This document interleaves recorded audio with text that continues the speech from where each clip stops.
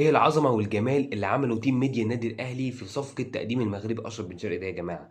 فيديو عظمه، فيديو كيف كل الاهلاويه، فيديو جاب حرقان لكل الزملكاويه. النهارده الزملكاويه يا جماعه مش هيعرفوا يناموا الليل بعد الفيديو ده يا جماعه.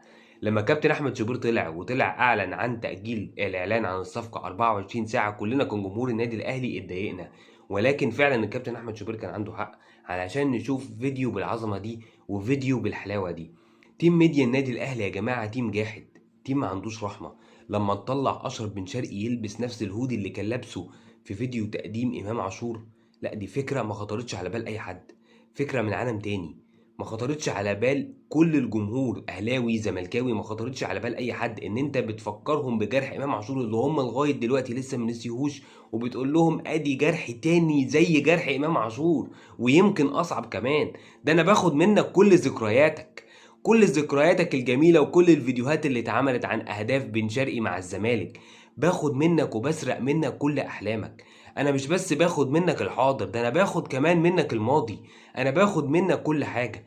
وبعدين مطلع بن شرقي معدي جنب سور النادي النهري بتاع نادي الزمالك. إيه آخر فجر ده؟ ايه الفجر ده يا اخي؟ يعني دي المنطقه الوحيده اللي ما تخليه يعدي قدام اي حاجه تانية، لا ده معديه قدام سور النادي النهري بتاع نادي الزمالك. فكره جحده وجامده من الاخر. وبعدين مقاس البدله يا جماعه، مقاس البدله 85 في 45. هو في بدله مقاسها 85 في 45؟ هو مستحيل طبعا يبقى طوله 85 في 45، ده مستحيل. بس 85 45 دي كابوسك، الكابوس اللي انت لا يمكن تنساه، الكابوس اللي هيفضل عايش معاك طول السنين، اللي انا دايما بعايرك بيه وبفكرك بيه.